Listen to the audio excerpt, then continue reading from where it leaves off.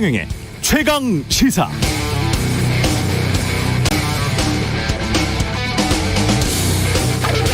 네, 제가 어제 서울 강남구 압구정동에 갈 일이 있었는데요.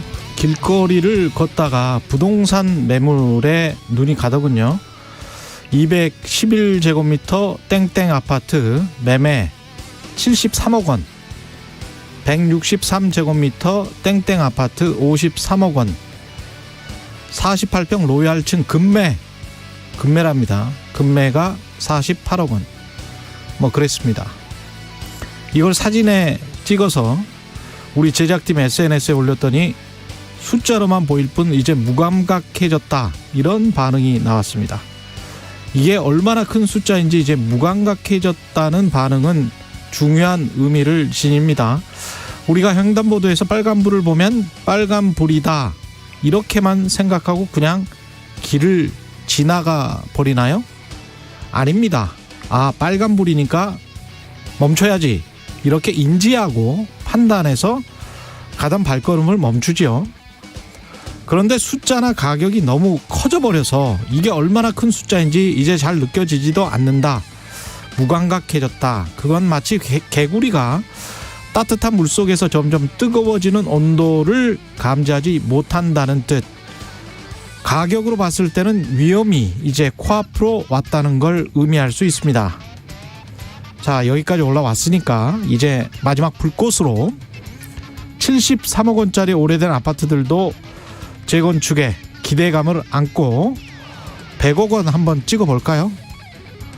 자본주의에 변하지 않는 이론, 산이 높으면 골이 깊다. 돈은 수익률이 높은 곳으로 흐른다. 가격이 충분히 올랐다면 수익률은 떨어진다. 가격이 떨어져 버리면 그 시장에 돈도 빠져나간다. 이게 제가 믿는 자본주의의 자연 평형 이론입니다. 부동산 가격 위태위태합니다. 금융당국의 고민이 깊어질 수밖에 없는 시점이네요.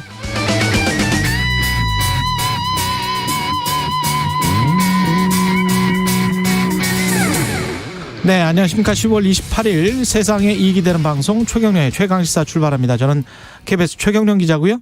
최경영의 최강시사 유튜브에 검색하시면 실시간 방송 보실 수 있습니다.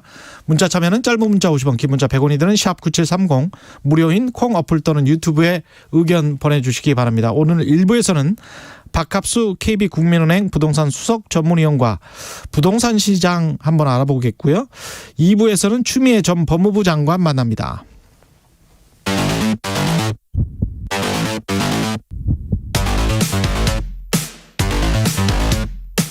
오늘 아침 가장 뜨거운 뉴스 언박싱.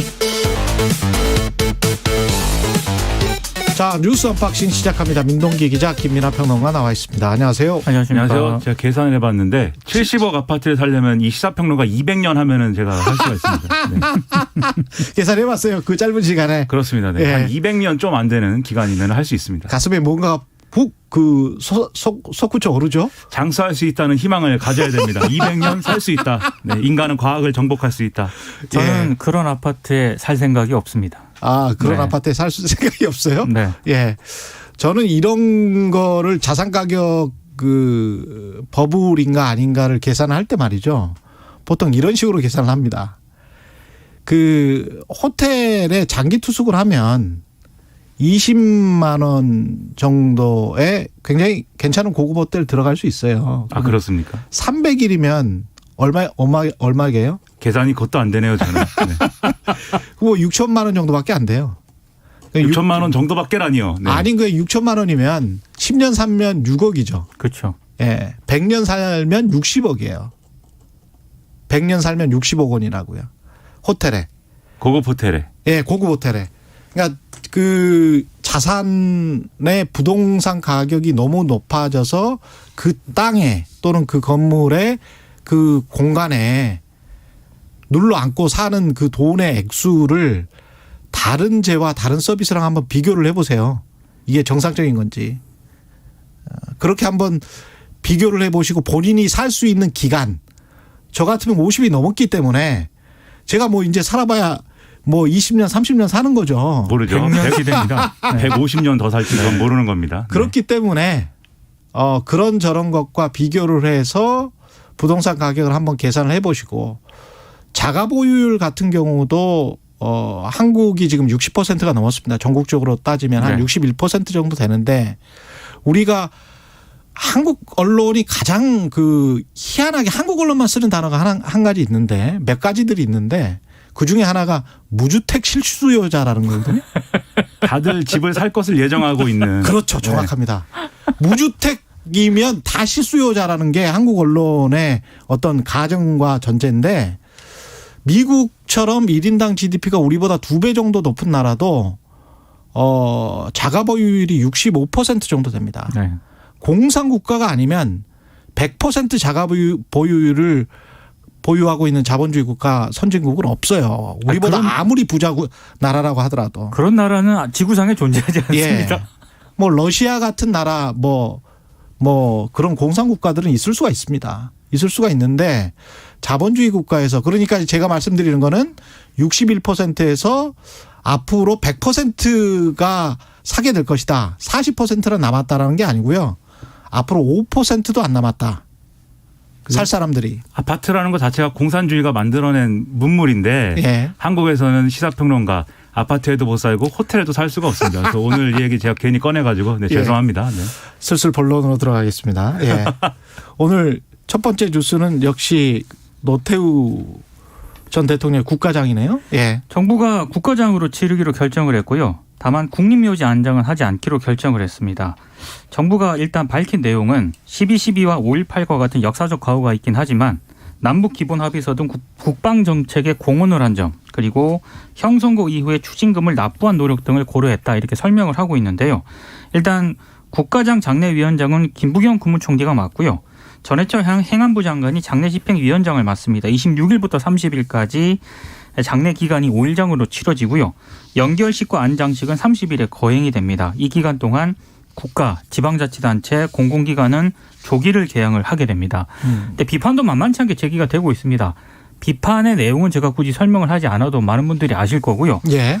특히 이제 이용섭 광주시장 같은 경우에는 뭐 정부의 입장은 충분히 이해를 하지만 광주시는 이 광주 시민의 뜻을 받들어서 국기의 조기 개항이라든가 분향소 설치를 하지 않겠다. 어제 이렇게 공식 입장을 밝히기도 했습니다.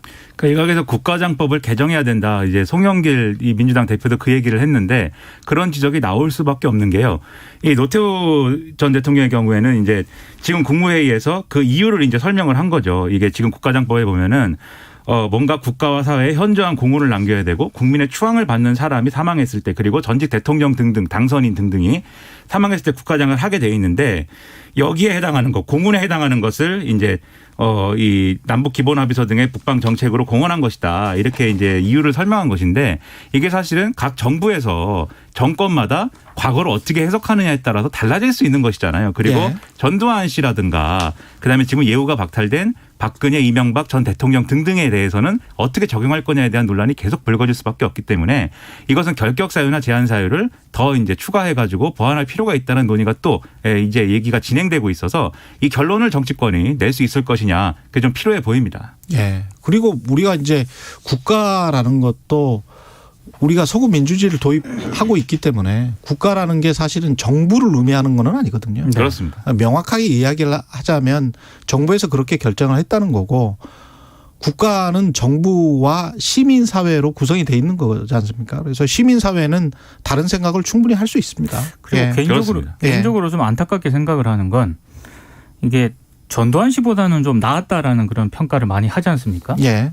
근데 우리의 기준이 저는 전두환 씨가 되면 곤란하다고 생각을 합니다. 네. 너무 낮다. 네. 너무 낮다. 우리 전두환이 너무 되기는. 낮습니다. 그렇게. 예. 네. 그게 아무래도 노태우 전 대통령이 이제 그 5.18 광주 민주화운동에 있어서 강제 진압을 하고 유혈 진압을 하는데 책임이 있다라는 것은 공식적으로 사법부의 결정으로 확인이 된 거잖아요, 사실. 그렇죠. 그 대목하고 그다음에 12.12 쿠데타의 결정적인 어떤 그런 역할을 했다는 거. 이것은 역사적으로 당연히 이것은 우리가 긍정적으로 평가할 수가 없고 이런 부분들은 당연히 우리가 이제 좀 되돌아봐야 되고 지적해야 될 부분이죠. 다만 이제 정부가 이렇게 결정한 과정에서는 그 이후 이 집권 이후에 이제 이것들을 공으로 평가한 것인데 예. 그 대목에서는 사실 전두환 씨하고의 차이가 있는 것은 또 분명합니다. 그래서 이제 의견이 분분할 수 있겠지만 지금 민 기자님 얘기하신 대로 국가장 이 국가의 어떤 장래를 통해서 이 사람을 어떻게 기릴 것이냐의 기준에 있어서는 좀 더 기준이 높아야겠다. 저도 네. 거기에 상당히 동감을 합니다. 국민의힘 강원권 토론회가 열렸고요. 저도 잠깐 봤는데 재밌더만요. 어제 몇 가지 재밌는 장면이 진짜 예. 나왔습니다. 특히 윤석열 후보 같은 경우에 자신의 그 고발 사주 수사의 부당성 있지 않습니까? 예. 이걸 굉장히 강조를 하면서 상당히 길게 이야기하더라고요. 다른 후보에게 네. 질문을 했거든요. 원희룡 후보에게 질문했고. 호응을 예. 안 했습니다. 원희룡 후보 같은 경우에는 예. 왜 저한테 물어보는지 모르겠다 이렇게 얘기를 했고요. 그리고 비슷한 취지의 질문을 홍준표 의원한테도 했거든요. 예. 그러니까 이 고발 사주의 수사가 굉장히 부당하다 이런 점을 얘기를 하면서 이게 정치 공작 아니냐, 그렇습니다. 나를 탄압하는 게 아니냐 이런 취지로 이제 물어본 것이죠. 그러니까 호응을 예. 기대하면서 질문을 했는데 여기에 예. 대해서 홍준표 의원은 좀 딱하다. 예. 여기는 대선 토론장이다. 이렇게 얘기를 했고요. 그리고 본인이 수사할 때는 정당한 수사고 본인이 수사 당할 때는 정치 공작이라고 하는 거냐. 오히려 이렇게 반격하는 모습을 보여서 그렇게 큰 실익은 없는 것으로 지금 평가가 되고 있습니다. 평론가 입장에서는 이제 홍준표 의원이 옳은 말을 한 거예요. 왜 네. 본인이 검사 일 시절에는 그렇게 이제 많은 좀 과하다는 평가를 일각에서는 받을 정도의 이제 수사를 하는 거에 대해서 정당성을 많이 강변을 했는데 본인 수사 대상이 되니까는 이렇게 얘기를 하는 것에 대해서는 당연히 이제 비판이 있을 수밖에 없죠. 다만 이제 전략적인 포석을 이것을 다른 상대 경선 후보들에게 이 고발사주 이 수사 공수처 수사에 대한 부당함을 얘기를 하면 공감해 줄 것이다라고 기대를 했다면 예. 그것은 이제 오산이었을 수밖에 없는 게 여기에 다른 후보들이 공감을 해줘 갖고 얻을 것은 역시 이제 그럼 대여전선의 최전선은 윤석열 전 총장이다. 이거에 동의해 주는 것밖에 안 되는 거거든요. 그렇죠. 공감해 줄 리가 있겠습니까? 네, 약간 좀 불행해 보이긴 했지만 좀 잘못된 전략이었던 것 같습니다. 이번에도 저 H2O 나왔습니까? 수소 논쟁? 이게 이재명 그 민주당 후보가 예. 탄소세 도입을 하겠다 뭐 이렇게 얘기를 탄소세. 했잖아요. 예. 이걸 가지고 이제 논쟁을 했는데 여기에 이제 원희룡 전 지사가 탄소세에 대한 입장을 묻습니다. 홍준표 후보에게? 홍준표 후보에게. 그러니까 예. 이제 홍준표 후보가 굉장히 좀 불쾌한 표정으로 이게 왜 장학 퀴즈로 묻냐. 질문이 야비하게 느껴진다. 요게 이제 전작이 있지 않습니까? 예. 지난 18일 토론회에서 이른바 그 수소경제와 관련해서 예. H2O 파문이 불거졌기 때문에 홍준표 의원 입장에서는 홍준표 후보가 수소가 뭐냐고 하니까 이제 H2O라고 그렇죠. 했어요. 아마 예. 그 맥락의 연장선상에서 이 질문을 받아들였던 것 같아요. 예. 그래서 이제 불쾌한 답변을 하니까 원희룡 전 지사가 인신공격 내지는 왜 비아냥으로 대응을 하냐. 사과하라면서 목소리를 굉장히 높였고요. 예. 그래서 약간 고성이 오갔습니다. 예. 그러니까 이제 이 다음 그 주도권 토론이 유승민 전 의원이었거든요. 예. 유승민 전 의원이 한마디 합니다. 두 사람 사이에 있으니까 귀가 아프다. 좀 무서웠을 것 같아요. 유승민 전 의원 막 서로 소리를 지르고. 근데 뭐 이 따지고 소리 지르고 하는 것은 유승민 전 의원도 좀 만만치 않을 수 있는데 예. 아무튼 원희룡 지사는 좀 마음을 가라앉혔으면 좋겠고요. 근데 예. 홍준표 의원이 의외로라고 할까 아니면 예상대로라고 할까 디테일에 좀 약합니다. 아무튼. 디테일에 약하시더라고요. 예, 그렇죠. 그래가지고 예. 이것도 장학 퀴즈처럼 묻지 마라. 근데 예. 이거 외에 교육 관련 정책에 대한 질문도 있었거든요. 제가 그 부분도 봤는데 황당하더라고요. 그렇죠. 진짜. 고교 학점제 이런 거 물어봤는데 그게 무슨 정책인지를 사실은 몰랐던 게 거의 분명해요. 지금 답변을 쭉 들어보면 모르고 그냥 계속 그렇죠. 둘러대더라고요. 그리고 이제 유승민 예. 전 의원이 질문한 거에 대해서는 교육은 뭐 다 전교조 문제이다 이렇게 답을 한다든지 예. 그렇죠. 그런 예. 부분들에서 디테일에 약하다라는 게 보였는데 다만 홍준표 의원이 어제 항변하기로는 예. 이건 경선 토론이기 때문에 내가 봐주는 거다. 본선 가면 난 다르다. 이렇게 얘기했습니다. 과연 그럴까요? 일단 그럴 기회가 주어질 수 있을 것인지 손에 땀을 줍니다. 예. 재밌을 것 같습니다. 예. SK그룹과 하나은행 컨소시엄 이 대장동 관련해서는 여러 가지 이야기가 나오고 있는데 드디어 이제 SK그룹이라는 이름이 공식적으로 나오고 있고 하나은행 컨소시엄도 제대로 문제 제기가 되고 있습니다. 일단 SK 예. 먼저 설명을 드리면은요. 공정위가 그 키넨파트너스가 사실상 SK그룹 계열사라는 정황을 포착을 하고요. 지난 25일 SK그룹을 현장 조사를 했습니다. 이 키넨파트너스는 뭐 화천대유에 화천대유에게 그 400억 원. 400억을 빌려준 회사인데 예. 그 최태원 SK그룹 회장의 동생이죠. 최기원 SK행복나눔재단 이사장이 이제 관여된 그런 회사인데 이 공정위는 이렇게 판단을 하고 있는 것 같아요. 최기현 이사장이 키넨파트너스에 자금을 댄 것뿐만 아니라 예. 실질적으로 이 회사를 소유를 하고 있는 것으로 일단 의심을 하고 있고요. 만약에 진짜로 공정위가 현장 조사를 통해서 키넨파트너스가 SK그룹의 위장 계열사로 드러나게 되면은 이게 이제 검찰 조사로까지 이어질 수 있기 때문에 그렇죠. 일단 공정위가 현장 조사를 했고 어떤 결론을 내놓을지를 좀 봐야 될 것 같습니다. 그러니까 이런 의미인 거죠. 키넨파트너스가 뭐 경영 컨설팅도 하고 투자 뭐 이런 그런 대행도 뭐 하고 뭐 이런 역할을 막 하는 건데 이게 최기현 이사장이 자기가 돈을 빌려준다든지 자기가 투자를 해가지고 이 키넨파트너스가 돈을 굴리도록 한다 이런 개념이면 예. 최기현 이사장이 어떤 개인적인 어떤 투자이고 개인적으로 돈을 불리기 위한 목적으로 결국 그 돈이 화천대유 초기 자금까지 갔다라고 이제 할 수가 있는 건데 그게 아니고 지금 공정위가 조사를 하는 내용에 전제가 된 것처럼 SK의 어떤 위장 계열사다 이럴 경우에는 그 돈이 최기현 이사장의 개인으로부터 온 돈인 건지 아니면 어떤 방식으로든지 그룹 운영과 관계된 어떤 자금과 관계가 있는 것인지 그렇죠. 또는 최기현 이사장뿐만이 아니라 최태원 회장도 연관이 되어 있는 그런 어떤 이 총수 일가의 뭐 돈인 것인지 그렇죠. 이런 것들이 추가적 쟁점이 될 수가 있거든요. 예. 그래서 공정위의 판단이 상당히 주목이 됩니다. 하나은행 콘소시엄은 이게 뭐죠? 그러니까 이게 그 곽상도 의원이 예. 이제 좀 개입이 되는 그런 사건인데요. 검찰이 화천대유가 참여한 하나은행 컨소시엄 구성 과정에 무소속 곽상도 의원이 도움을 준 정황을 포착해 수사 중입니다. 이게 2015년 3월 당시에 대장동 개발 사업자 공모를 하고 있었잖아요. 그때 화천대유가 하나은행과 컨소시엄을 구성을 해서 입찰에 참여를 했거든요. 예. 근데 하나은행 컨소시엄이 산업은행 컨소시엄과 당시 경쟁을 하고 있었습니다.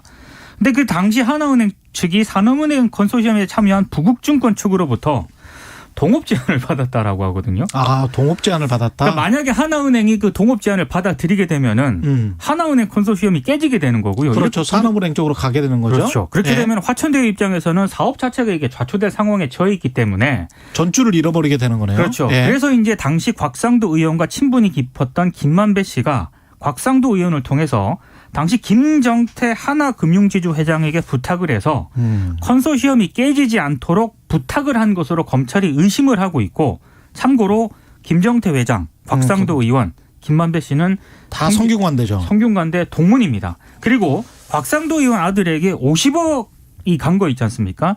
이게 검찰이 판단했을 때는 곽상도 의원이 이런 식으로 화천대유에 도움을 줬고 그 대가로 아들 곽병채 씨를 취업시킨 다음에 수익이 나니까 50억을 요구를 한 게 아닐까라고 검찰이 좀 의심을 하고 있는 거죠. 지금 말씀하신 대로 결국은 하나은행 정도의 이 김정태 회장 정도를 설득할 수 있는 인물이라고 한다면 사전에 이런 정황이 있었는데 그건 굉장히 이제 정치적 무게감이 있는 인물일 수밖에 없죠. 그리고 이 얘기가 사실 지난번에 경기도 국정감사에서도 나온 적이 있는데 나왔어요. 예. 아무래도 검찰에서는 이 남욱 변호사하고 그다음에 정영학 회계사의 녹취록 등등 이런 것들을 토대로 해서 아마 이런 정황을 좀 잡은 것 같아요. 왜냐하면 결국 이렇게 됐을 때 이 문제를 책임져야 될 사람 누구냐면 김만배 씨거든요. 김만배 씨가 50억을 결국은 곽상도 의원 아들에게 준 셈이 되니까. 그렇죠. 그래서 이 부분에서 이제 이런 증언들이 일부 확인됐을 가능성이 있는데 다만 이게 어떤 확정적인 어떤 혐의는 아닌 것 같은 게 일단 검찰에서 이 부분도 의심하지만 다른 부분 예를 들면 그 개발할 때 그 당시에 거기 문화재가 뭐 있어가지고 그것을 뭐 어떻게 처리해 줬는지 등등에 대해서도 문화재청을 압수수색을 했기 때문에 예. 이 50억의 대가성이 어떻게 규명되느냐 이것에 대해서 수사를 몇 갈래로 지금 진행을 하고 있는 것 같아요. 그래서 곧 그 결과가 눈에 잡히지 않을까 이렇게 생각이 됩니다. 성남 도계공 전 사장이었던 황무성 씨 관련해서도 계속 이야기가 진행되고 있습니다. 그러니까 사직을 강요당했다는 의혹이 제기됐다는 걸 어제 말씀드렸죠. 예, 전해드렸었는데요. 근데 한겨레가 보도한 내용을 보면 그 황무성 전 사장이 당시 사기 혐의로 기소가 돼가지고요. 형사재판을 받고 있었던 것으로 확인이 됐습니다. 아, 기소 중이었다. 예, 그러니까 사기 혐의로 불구속 기소가 된 시점이 2014년 6월 32일이었는데 예. 이걸 수사했던 곳이 수원지검이었거든요. 예. 그래서 지금 이렇게 이 사직을 강요당했다는 그런 의혹과 관련해서 정확하게 왜 황 전 사장이 사표를 강요를 받았는가 이 부분을 검찰이 일단 우선적으로 수사를 해야 된다. 실제로 그 대장동 의혹과 관련된 것이었는지 아니면 기소당해서 사장 당신이 하는 게 부적절하다. 예. 그렇게 판단을 해서였는지 실제로 조선일보 보도를 보면은 당시 그 이 황 전 사장과 관련해 가지고요. 성남시청 감사관실에서 2번 정도 호출을 했다라고 하거든요. 그 호출한 이유에 대해서도 좀 확인을 해봐야 될 것 같고 여러 가지로 단정할 수는 없는 그런 문제인 것 같습니다. 그러니까 이게 문제가 뭐냐면 그런데 여기서 추가적으로 이 나오는 쟁점이 이게 대장동과 관련이 있느냐 없느냐 이것도 있지만 결국 이 사람이 그만두게 된 과정이 이 이재명 당시 성남시장의 직권 남용에 해당하느냐 아니냐도 이제 쟁점이 될 수가 있어요. 별개로 대장동과는 별개로. 근데 이 대목과 관련돼서는 지금 이 사기 사건이라는 게 이 황무성 씨가 연루됐다는 사기 사건이라는 게 이 성남도시개발공사 사장이 되기 이전에 이제 벌어진 사건이었거든요. 그러니까 이게 이전에 벌어진 사건에서 기소가 됐을 때 이 사람에 대해서 징계를 어떻게 할 것이냐 등등은 사실 지금 규정이 없다는 거예요. 그래가지고 이게 애매한 상황이라는 겁니다. 재임 중에 저지른 일이면 당연히 그것은 면직 사유가 될 수가 있는데 그렇지가 않은 사안에 대해서 좀 애매한 부분이 있어가지고 이것의 법리를 어떻게 판단하냐 등등은 이후 쟁점이 될 것 같은데 만약에 이런 경로로 가면 그런데 대장동 사건하고는 별 관계가 없어질 수 있죠. 그래서 이재명 캠프 쪽에서는 이게 결국 이 사퇴 종용 자작극 아니냐 황무성 전 사장이 해명을 해야 된다라고 주장을 하고 있습니다. 예. 마무리를 해야 되겠습니다. 문자가 꽤 왔는데요. 0271님 방송 잘 듣고 있습니다. 개인적으로 김민아 평론가님의 빠른 주택 장만을 응원합니다. 이렇게 말씀하셨고요. 722님 여기 원주인데요. 여기도 재개발로 엄청 올랐어요. 자가라고 하더라도 부담스러워요. 이런 말씀하셨고요. 임대성님 최경영 앵커 대박 부자 호텔 숙박비 별거 아니라고. 별거 아니라고 드린 말씀은 아니고요. 예. 70억에 비하면. 예. 70억에 비하면 뭐 그럴 수 있다. 비교를 그런 식으로 한번 해보시라는 겁니다. 예. 생각의 수준은 확실히 저하고는 격차가 있네요. 6천만 원이면 호텔에서 300일을 살 수 있습니다. 네. 뉴스 언박싱 민동기 기자 김민아 평론가였습니다. 고맙습니다. 고맙습니다. KBS 1라디오 최경영의 최강시사 듣고 계신 지금 시각 7시 41분입니다. 출근길 날씨 정보입니다. 찬바람이 불어 어제 아침보다 쌀쌀해졌지만 공기는 깨끗해졌습니다. 오늘은 미세먼지 농도가 전국적으로 좋음에서 보통 단계를 보이겠습니다. 오늘 전국이 대체로 맑은 가운데 일교차가 15도 안팎으로 무척 크게 벌어지겠습니다. 지금은 대전이 4.7도, 대구 6.8도 등을 보이며 많이 쌀쌀한데요. 한낮에는 서울과 강릉, 제주 20도, 광주 21도, 부산 22도 등 대부분 20도 안팎으로 어제만큼 올라 따뜻할 전망입니다. 현재 서울의 기온은 7.1도입니다. 날씨 정보 송소진입니다. 이어서 이 시각 교통 상황을 KBS 교통정보센터 이승미 씨가 전해드립니다. 네, 이 시각 교통 상황입니다. 서울시내 동부간선도로 성수 방향으로 도봉지하차도에서 용비교까지 밀리는데요. 장안철교 부근 3차로에 고장난 차 있어서 주의하셔야겠습니다. 경부고속도로 서울 방향으로 기흥에서 수원까지, 달래내곡에서 반포 쪽으로 정차입니다. 부산 방향은 한남에서 서초까지 밀리고요. 신갈에서 수원까지도 막히고 있고 오산에서 남사 쪽으로도 속도가 안 납니다. 서양고속도로는 목포 방향으로 순산터널에서 용담터널까지, 매송 휴게소에서 비봉까지 밀립니다. KBS 교통정보센터였습니다. 오늘 하루 이슈의 중심, 당신의 아침을 책임지는 직격 인터뷰. 여러분은 지금 KBS 1라디오 최경영의 최강시사와 함께하고 계십니다. 네, 전세 가격 상승세 만만치 않고요. 그리고 매매값도 아직은 오르고 있는 것 같습니다. 지난해 임대차 보호법 시행에 이어서 정부 대출 규제에 맞물리니까 전세 난도 좀 가중되고 있는 것 같고요. KB국민은행 박합수 부동산 수석 전문위원 연결돼 있습니다. 안녕하세요. 네, 안녕하십니까. 예. 일단 시장 동향 차례차례 좀 살펴보죠. 전세 시장부터, 전월세 시장부터 어떻습니까? 움직임이? 예, 최근에는 이제 연말까지 총량 한도 제한해서 전세 대출을 이제 제외한 이런 것이 일정 부분 안도감을 좀 들긴 합니다만, 아직까지는 이제 임대차법 시행에 대한 여파나 입주 물량 감소 이런 전반적인 아직 그 상승 변수가 좀 자리하고 있는 상태여서 상승 기미가 줄어들지는 않고 있는 겁니다. 물론 수치적으로는 약간 좀 둔화되는 모양새가 나타나고 있습니다. 한국부동산원 주간 아파트 자료에 따르면은 지난주 전세 가격 상승률은 이제 0.18 이렇게 기록을 했는데요. 7월 마지막 주가 0.22%입니다. 이렇게 해서 약간씩 좀 둔화되고 있는 상황이긴 한데, 이미 연초 대비 누적으로 따지면 7.5%나 이렇게 올라 있는 상황이긴 합니다. 예. 근데 전세값이 이렇게 같이 동반 상승하면 매매값을 뒷받침해 줄 수가 있고 견고한 지지 기반이 되잖아요. 사실 전셋값보다는 떨어지지 않을 것이라는 믿음이 있기 때문에 갭 투자를 하려고 하는 사람들 일종의 이제 예, 예. 그런 사람들이 봤을 때는 전세가 가령 8억이고 매매가 10억이면 2억만 네. 있으면 어떻게 할 수 있네 뭐 이런 생각을 하게 되지 않습니까? 그래서 전세가가 좀 떨어져야 매매가도 좀 같이 떨어질 수 있는 그런 패턴이었는데 네. 예, 이번에 이 지금 최근 몇 년 동안은 전혀 그런 것 같지가 않습니다. 우선 이제 그 매매가 대비 전세 가격을 전세가율이라고 하는데, 예. 이것은 지금 전국적으로 한 60% 수준으로 돼 있다고 보시면 됩니다. 예. 근데 말씀하신 대로 이제 80%까지 올라간 것은 뭐 상대적으로 매매 가격이 주춤하거나 하락할 때는 이제 전세값이 많이 올라서 그렇게 80%까지 올라간 적도 있긴 했고요. 예. 최근 들어서는 이제 그런 기류는 많지는 않습니다. 심지어 이제 50%대까지 떨어져 있는 지역들도 그렇군요. 다수 있고. 예. 그래서 전세 가격이 매매 가격을 밀어 올린다기보다는 예. 지금은 오히려 매매 가격이 상승하면서 예. 전세 가격을 역으로 견인하는 이런 시기라고 볼 수가 있어요. 그렇군요. 예. 그래서 이제 예를 들면 뭐 서울의 아파트값 10억짜리가 15억으로 올랐다고 하면 예.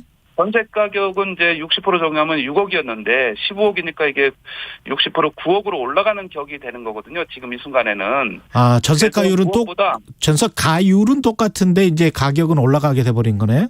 예. 그렇죠. 그러니까 이게 자동적으로 전세 가격이 따라 올라가는 이런 경우가 생기기 때문에 결국은 이제 매매 가격 안정을 반드시 달성해야 예. 전세 가격도 상대적으로 안정이 된다라는 논리가 이제 지금에서 적용될 수 있는 부분이라고 할 수가 있겠습니다. 그러네요. 예. 갭 투자는 지금 말씀드린 대로 한 60% 상황에서는 사실 갭 투자는 쉬운 상태는 아니고요. 힘들겠습니다. 그러면. 예. 다주택자는 더더군다나 지금은 이제 취득세 문제가 강화돼 있기 때문에 그렇게 갭 투자는 많이 일어난다고 보기는 어렵고, 예. 제가 보건대는 그 1주택자가 예. 예를 들면 이제 2030 1주택자가 상대적으로 가격이 싼 지역에 전세를 끼고 사는 사례는 아직은 좀 있는 것 같다라는 생각은 들고 있습니다. 일단 살아야 되겠다, 불안해서 안 되겠다, 뭐 이런 생각을. 네, 그렇습니다. 예. 서울 수도권과 지역은 어떻게 좀 차별화가 있습니까? 아니면 비슷하게 동조 현상으로 가고 있는 겁니까?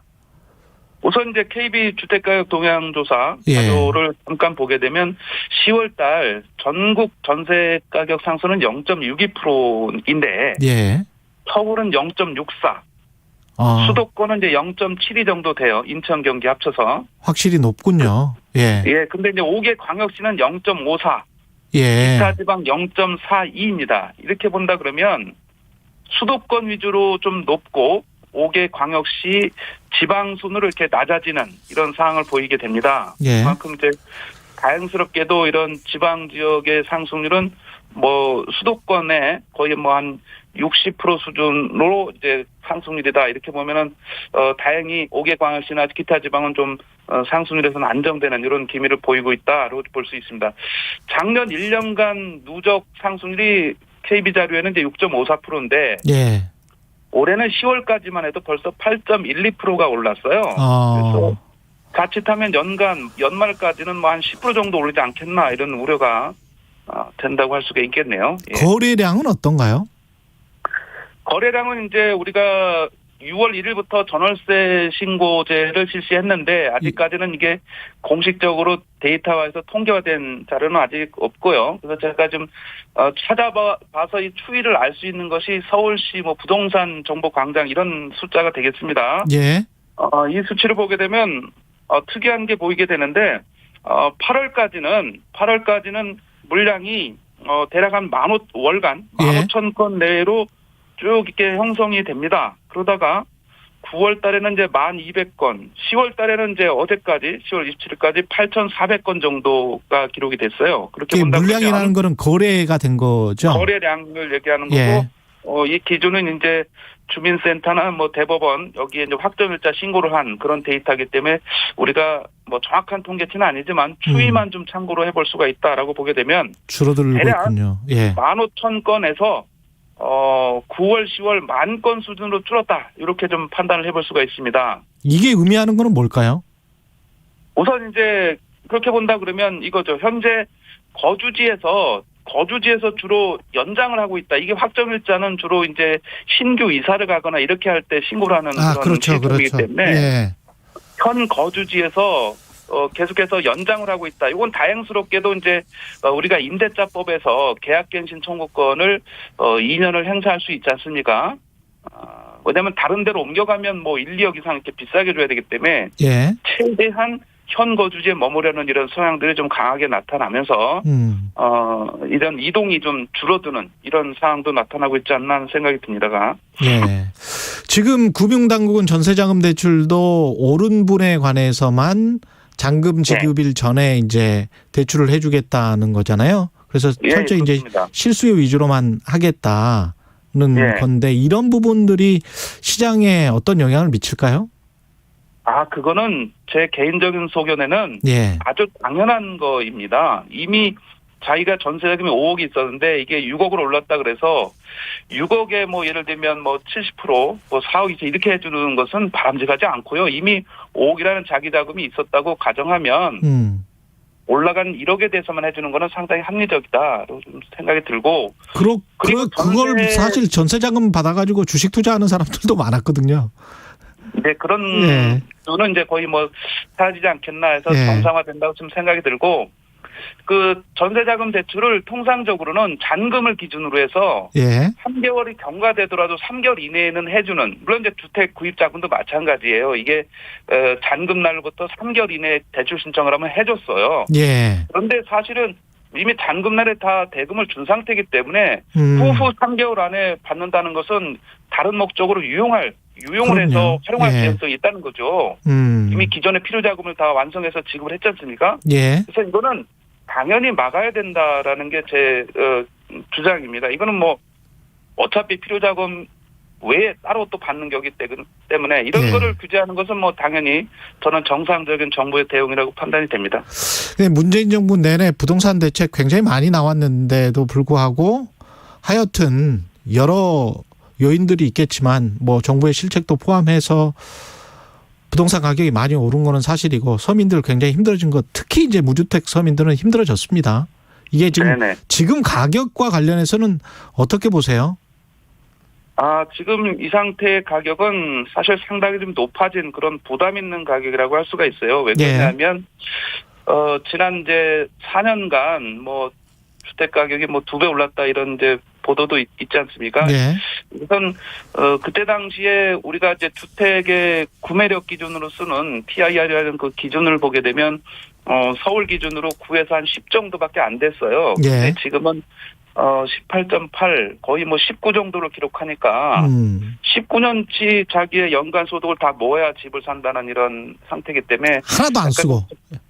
그렇습니다. 하나도 안 쓰고. 이거는 거의 뭐 집을 사기는 거의 자기의 소득으로는 뭐 불가한 정도의 그런 급등이라고 할 수가 있겠습니다. 그래서 이런 급등은 그렇게 바람직하진 않고 어찌 보면 이제 약간 법을 초기에 들지 않았나는 판단도 할 수가 있습니다. 그래서 향후에 빠른 공급 확충을 통해서 이런 수급 불균형을 좀 해소하고 가격 안정의 방향으로 진행이 되지 않겠나 하는 생각을 좀 하고 있습니다. 가계부채 문제도 걱정인데 지금 사실은 이자만 갖고 있는 분들도 꽤 있거든요.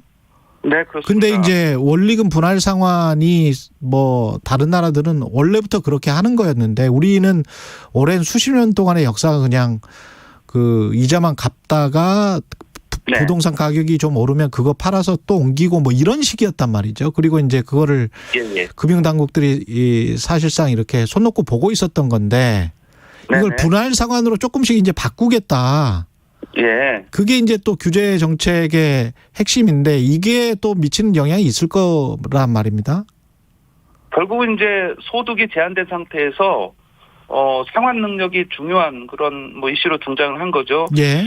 지금 이제 이번에 그 가계부채 관리 강화 방안에서 10월 26일 발표한 발표한 자료를 보게 되면 개인은 이제 80%까지 분할상환 목표치를 상향한다라는 것이 제시가 됐어요.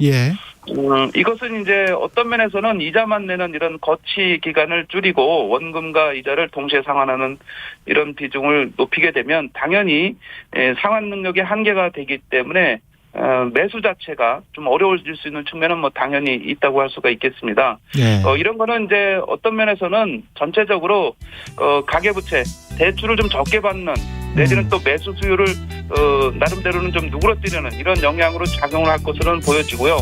다만 이제 이런 부분들이 중산층이나 저소득층의 내 집 마련을 좀 더 어렵게 할 수 있는 측면에서 알겠습니다. 검토는 필요하지 않나 생각이 듭니다. KB국민은행 박합수 부동산 수석 전문위원이었습니다. 고맙습니다. 네, 감사합니다.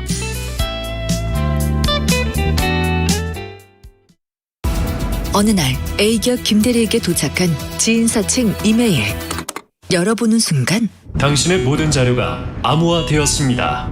바로 랜섬웨어. 비대면 시대, 급증하는 사이버 범죄로부터 기업을 지킬 방법은 없을까요? 대한민국이 지켜드리겠습니다. 중소기업 정보보호 컨설팅부터 보안제품 지원까지 비용 부담은 내리고 정보보호는 더 든든하게 중소기업 정보보호 서비스를 신청하세요. 검색창에 지역정보보호센터. 이 캠페인은 과학기술정보통신부 한국인터넷진흥원 지역정보보호센터가 함께합니다. 큰 200톤이랑 60톤을 갖다 누르니까 그 배가 그냥 깔아앉은 거죠. 2021 KBS 연중기획 기억을 기록하다. 1980년 1월 23일 거진 앞바다에서 200톤급이 60톤급을 배를 타넘은 겁니다. 저희 형님이 조병섭이라고 이제 경찰 했는데 경찰이 8명이고요.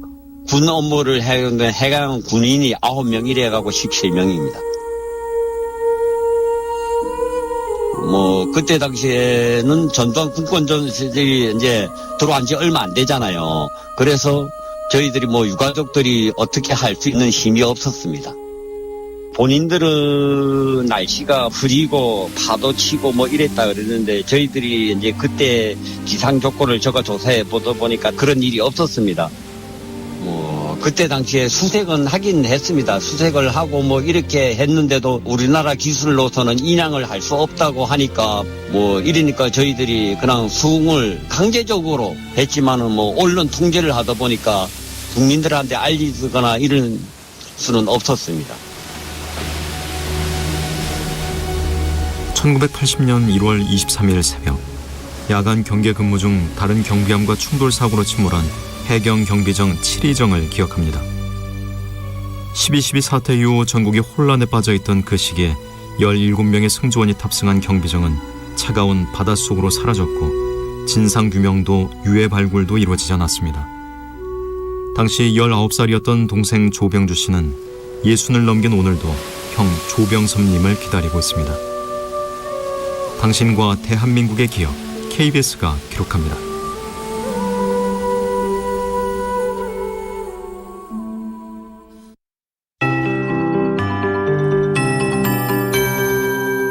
KBS 58분 날씨. 오늘은 미세먼지 걱정 없이 하루를 보낼 수 있겠습니다. 밤사이 불어온 찬바람에 먼지가 모두 날아가면서 오늘 미세먼지 농도는 전국이 좋음에서 보통 단계를 보이겠습니다. 지금 쾌청한 가을 하늘이 펼쳐져 있습니다. 다만 일부 내륙은 오늘 아침도 안개가 짙게 끼면서 아직 안동과 창원, 금산, 임실 등은 가시거리가 150m 안팎으로 무척 짧은 상태여서 교통안전에 주의를 하셔야겠습니다. 이 안개는 기온이 오르면서 차츰 사라지겠습니다. 어제 아침보다 쌀쌀한데요. 현재 기온이 봉화와 장수는 0.4도를 보이고 있고 세종 6.4도, 광주 8.6도 등으로 어제 이 시각보다 1도에서 8도 정도 낮습니다. 한낮에는 서울, 강릉, 대전, 전주, 제주가 20도, 대구 21도, 부산 22도 등으로 어제만큼 올라 따뜻하겠습니다. 일교차가 15도 안팎으로 무척 크게 벌어지는 곳이 많아서 건강관리에 더욱 신경을 쓰셔야겠습니다. 한편 제주도 해안과 동해안은 오늘과 내일 높은 너울이 몰려오는 곳이 있어 주의하셔야겠습니다. 당분간 맑고 일교차 큰 날씨가 이어질 전망입니다. 현재 서울의 기온은 7.4도, 습도는 71%입니다. 송소진입니다.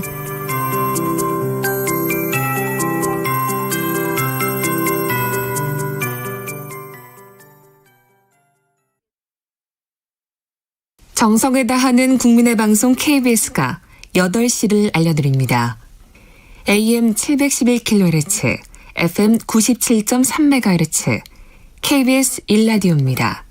HLKA.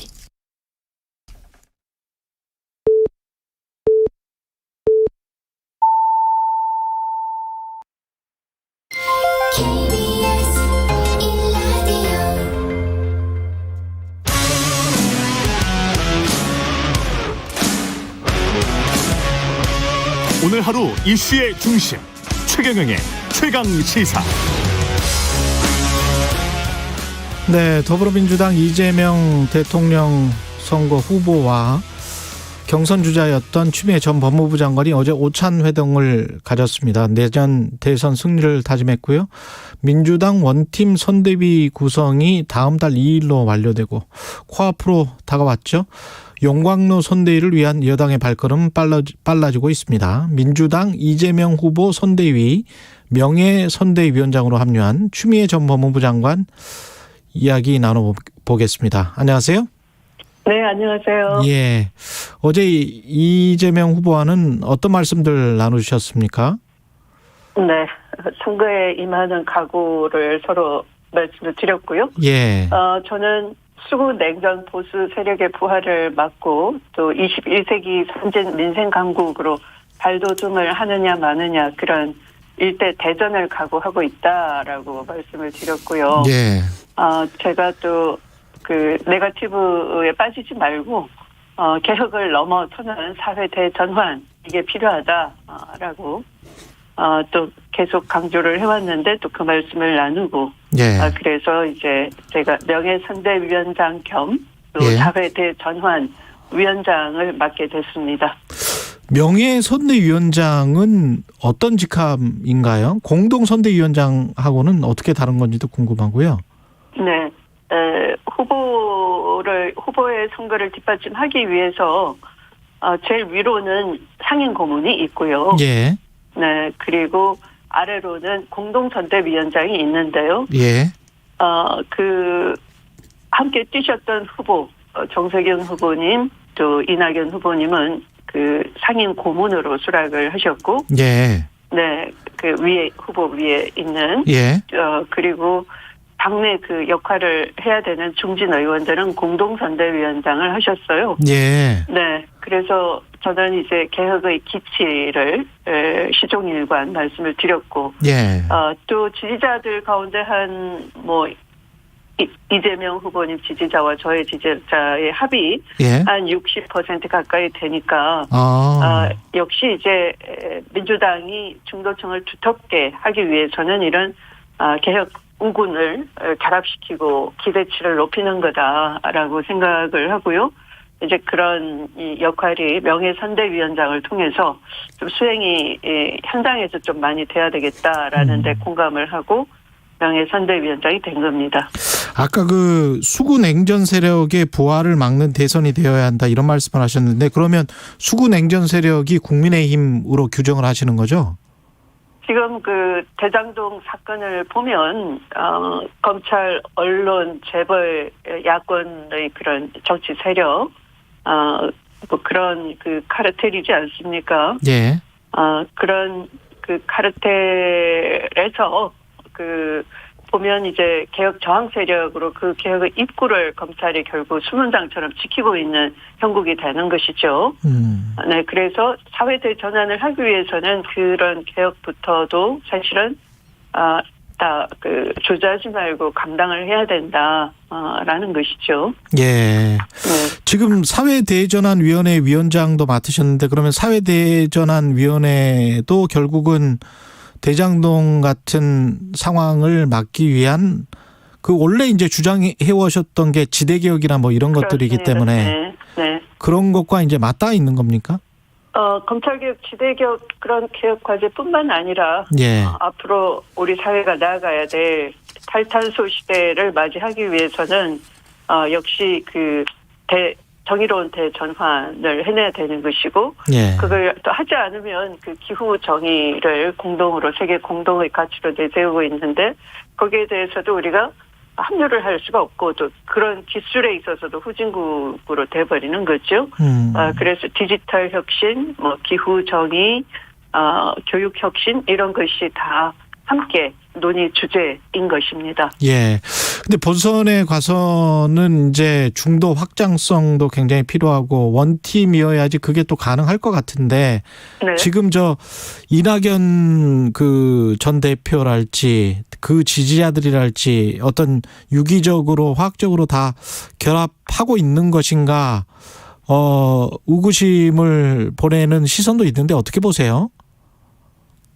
일단 이낙연 후보님께서 그 후보를 포용을 해주시고 또 격려도 해주시고 해서 예. 또 상당히 그 원래 가지고 계시는 아주 신사적인 분이시잖아요. 그런 품격 속에서 넉넉함을 보여주셔서 참 고마운 일이고요. 예.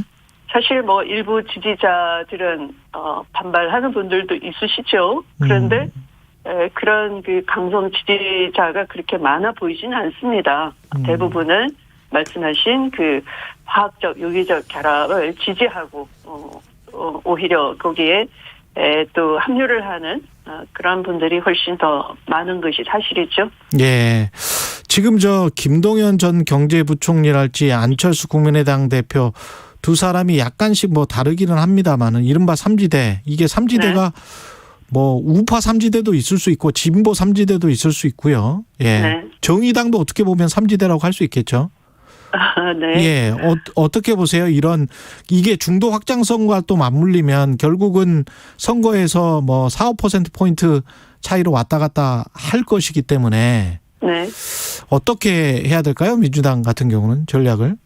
저는 김동연 부총리 같은 경우는 사실은 그 김종인 그 위원장도 면담을 하시고 있잖아요. 그래서 사실은 윤석열 후보가 어떤 결격 사유로 실격을 할 경우에 대비한 예비카드가 최재형 전 감사원장이었는데 실패했지 않습니까? 예.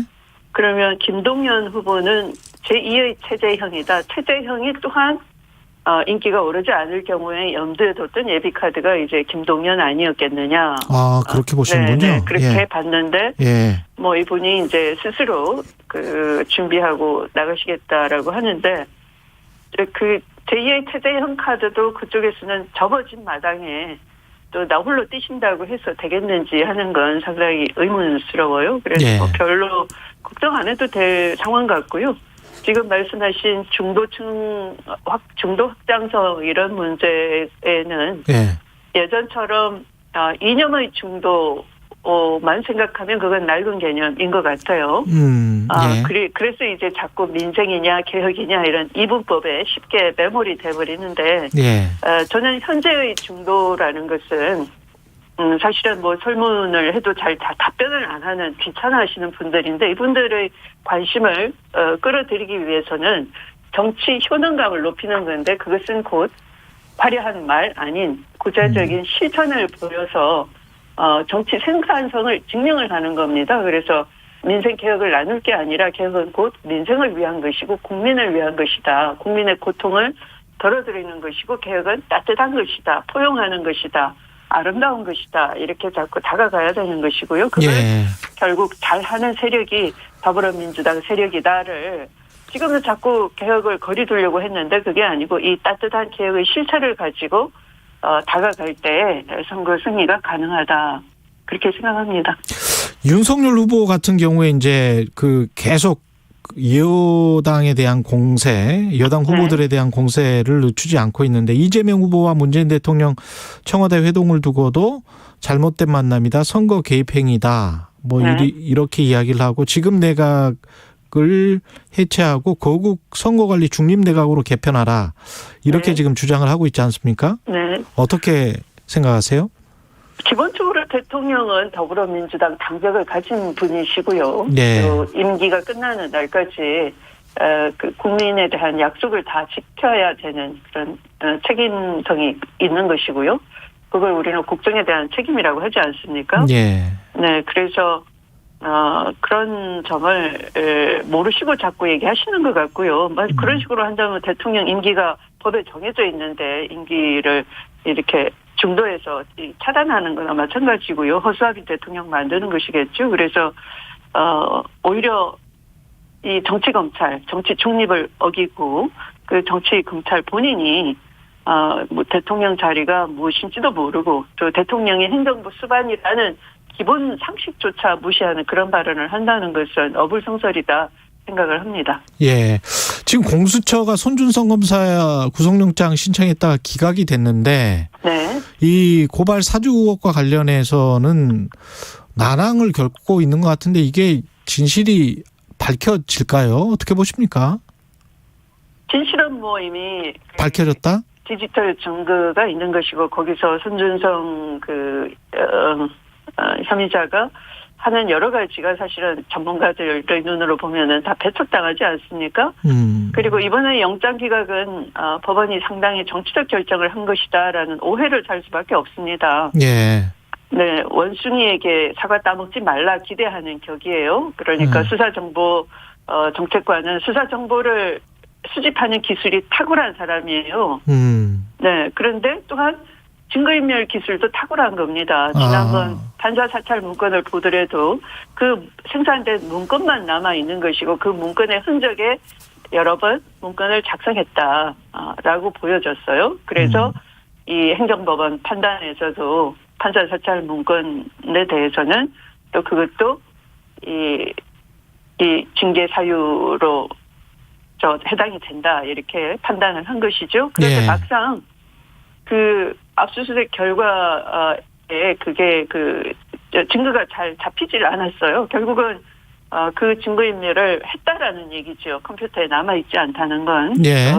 그리고 어딘가는 또 뭐 저장 장치로 또 저장해 놓을 수 있는 것이어서 그래서 정보 수집하면 또한 증거인멸을 하고 이걸 반복하는 업무인데 그 증거인멸 한다고 볼 수가 없다라고 해서 기각을 한다는 것은 그 죄의 엄중함에 비해서 너무 가벼운 결정이었다, 유감이다 생각합니다. 근데 사법적인 어떤 판단이 좀 내려져야 그리고 이제 좀 진척이 돼야 국민들 입장에서는 이게 진실이구나 이렇게 확인을 할 수 있는 거란 말이죠.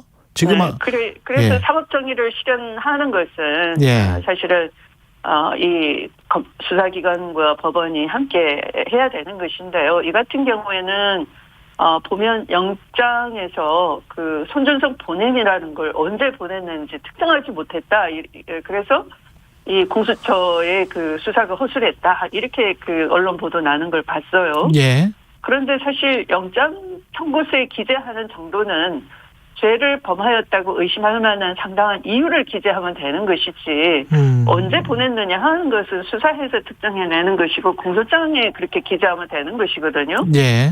네, 그래서 그렇게 영장 기재 범죄 사실에 대해서 공소장 정도로 특정을 하지 않았다라고 비판한다는 것은 상당히 그 법 상식에 어긋나는 비판이었다 그렇게 지적을 하고 싶어요. 이렇게 되면 이렇게 계속 이제 조사에도 불응하고 이렇게 계속 갈 수 있는 겁니까? 수사 방향은 어떻게 돼야 되는 겁니까? 이렇게 되면? 당연히 신속하게 수사돼야 되는 것이고요. 사실 여기에 대해서 윤석열 후보도 입을 대면 안 되는 것이죠. 마치 그 본인과 무관한 것처럼 일관되게 주장을 해왔으면서 왜 갑자기 그 자당의 그 후보 TV 토론에서는 자기 자신에게 그 상처가 된다. 대선에 개입하는 수사다. 이렇게 정치적 발언을 자꾸 하는 것인지 앞뒤가 모순되는 것이고요. 그래서 이 공수처가 신속하게 수사할 수 있도록 수사기관들도 유기적으로 협조를 하고 또 무엇보다 손준성 검사가 이 디지털 증거가 수사 오른 마당에 당당하게 수사에 임해야 되는 것이지 수사를 지연시키는 핑계가 자범하고 똑같은 거예요. 변호사 선임 안 했다. 또 변호사 선임하고 난 뒤에도 변호사가 준비를 못했다. 이런 식으로 해서 본인이 법률가니까 변호사 없이도 충분히 방어가 가능한 것인데 밖에서는 부인하고 안에 안 들어가고 수사 협조하지 않고 법원은 터무니없는 이유로 영장을 기각하고 한다는 것은 사법 정의를 그 전체가 내팽개친다라는 얘기예요. 예. 대장동 논란과 관련해서는 여러 의혹들이 나오고 있는데 핵심은 뭐라고 보세요? 결국은 저는 대장동 의혹도 윤석열 후보한테 수렴이 돼 있다. 라고 생각을 합니다. 윤석열 후보에게 수렴이 된다. 예. 네네. 애초에 이 지주 자금에 필요한 시드머니가 이제 그 대장동으로 저축은행 돈이 들어가지 않습니까? 예. 부산저축은행 돈이 들어갔는데 그 부산저축은행의 대출 비리 사건을 수사팀장으로서 맡았던 중수이과장 할 때. 예. 네네. 예. 윤석열 중수이과장이었어요. 근데 예. 이 부분 수사하지 않았던 점이 하나 이제 드러난 거죠. 또 두 번째는 이 2015년에 그 SK 최태원 회장 사면 그 뒷거래 의혹이 지금 또 언론이 이제 쉬쉬하고 있는 거지만 국민들은 상당히 의심스러워하는 것이죠. 또 거기에 연루돼서 이 김만배 씨와 몰랐다 하는 것인데 법조계에서는 이미 김만배 씨와는 아주 친한 관계이다 이렇게 알려져 있는 것이고요. 또 특검으로 합류할 때도 이 김만배 추천이었다라는 김의겸 의원의 그 증언이 있었고요. 예.